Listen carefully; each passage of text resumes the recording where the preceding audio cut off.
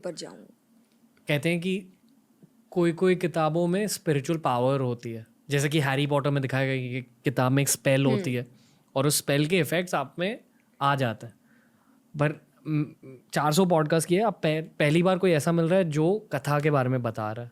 मैंने ये शब्द भी शायद इतना नहीं सुना है।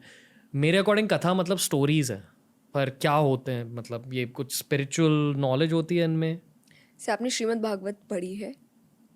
सुना है उसके बारे में, हाँ, तो पर बता दीजिए मतलब ये लिसनर्स कथा को। है। श्रीमद् भागवत जब लिखी गई थी वेद व्यास जी के द्वारा ही, जिन्होंने वेद उपनिषद सब लिखे हैं, तो उन्होंने क्यों लिखी उसका रीज़न था, ये कलयुग के लिए ही खास करके लिखा गया था कि वेद उपनिषद में बहुत ज्ञान है ओके। और बहुत डीप ज्ञान है।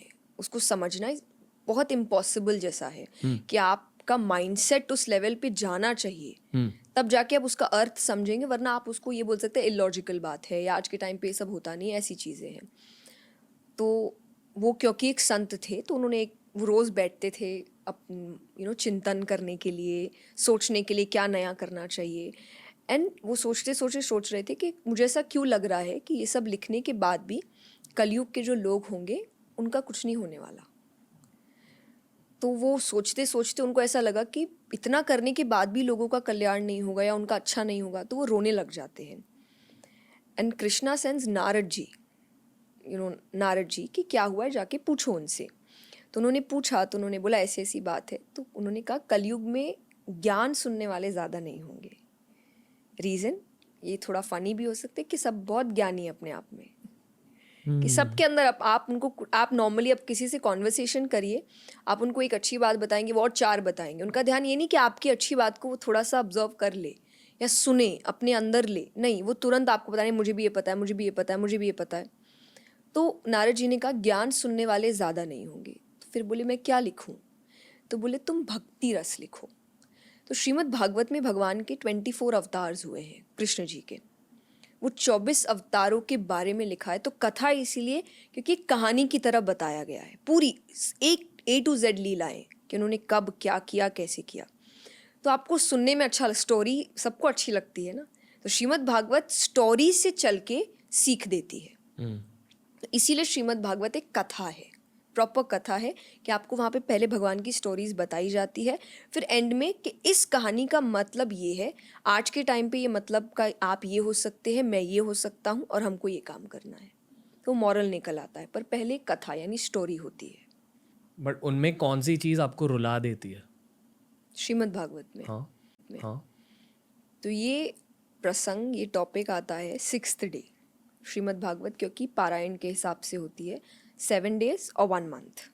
ओके। आप ऐसे ही कर सकते हैं, आप ना कम ज़्यादा नहीं कर और सकते। किसी को पढ़ाने की ज़रूरत होती है एज इन, और एक गुरु वो चाहिए तो होता है? कोई भी वो तो आप कोई भी स्पिरिचुअल बुक अगर ले रहे हैं, आप डेफिनेटली एक गुरु रखिए या मेंटोर रखिए, या जिनको थोड़ा उस किताब के बारे में या उस शिक्षा ज्ञान के बारे में थोड़ा नॉलेज है, या उनका दिमागी स्तर थोड़ा आपसे ऊंचा है, तो वो आपको वो चीज़ समझा सकते हैं। ये गीता जी में भी है कि जब उन्होंने अर्जुन से, भगवान ने कहा कि सच को समझो, एंड पहला स्टेप ही सच को समझने का है, गेट अ स्पिरिचुअल मास्टर। वरना क्योंकि जिसने लिखी है उसका जो दिमागी स्तर है और हमारा जो है वो ऑब्वियसली मैच नहीं करता है, तो आप उसको कैसे समझेंगे उस बात को? तो कोई तो आपसे ज़्यादा समझदार या आपसे ज़्यादा इंटेलेक्चुअल होना चाहिए जो उस बात को समझ सके। तो ये तो फर्स्ट स्टेप है कोई भी स्पिरिचुअल किताब को पढ़ने के लिए। तो 6th डे आता है, दैट इज़ गोपी उद्धव संवाद, कि उद्धव जी एक बहुत बड़े ज्ञानी थे और वो प्रेम यानी लव को कुछ समझते नहीं थे, उनके लिए वो इतना कोई ख़ास बात था नहीं। और कृष्ण जी जानते थे कि प्रेम सबसे ऊपर है, बट दैट प्रेम मीन्स निस्वार्थ, बिना कोई सेल्फिश रीज़न के, कोई रीज़न ही नहीं होना चाहिए कि मुझे आपसे प्यार क्यों है।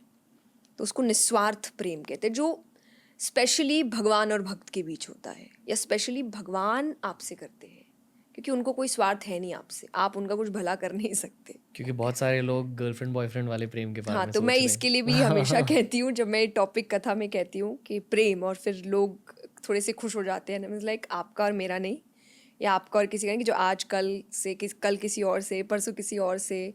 तो हमारा प्रेम वो प्रेम सच्चा नहीं होता. दैट इज निस्वार्थ प्रेम. कोई रीजन, सेल्फिश रीजन होना ही नहीं चाहिए उसमें, क्योंकि अगर सेल्फिश रीजन है, प्रेम तभी तक रहेगा जब तक आपका काम निकल नहीं जाता. वो काम कोई भी, इमोशनल भी हो सकता है, फिजिकल भी हो सकता है, इंटेलेक्चुअल काम भी हो सकता है. जिस दिन निकला उस दिन प्यार खत्म. तो वो नहीं होना चाहिए. तो उद्धव जी को ये सब बातें थोड़ी कम ही समझ आती थी.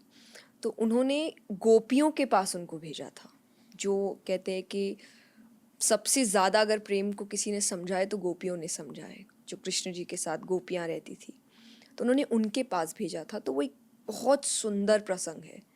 मतलब वहाँ कोई लड़ाई झगड़े नहीं के. महाभारत में आप जब बात करते हैं, महाभारत एक बहुत बड़ा पाठ है श्रीमद् भागवत का, या कृष्ण जी के और भी कोई अवतारों के बारे में, उसमें लड़ाई झगड़े राजनीति सब कुछ है, बट इसमें प्यार के अलावा कुछ नहीं है. और वो भी कैसा कि आप भगवान से दूर है और वो चाह रही हैं कि भगवान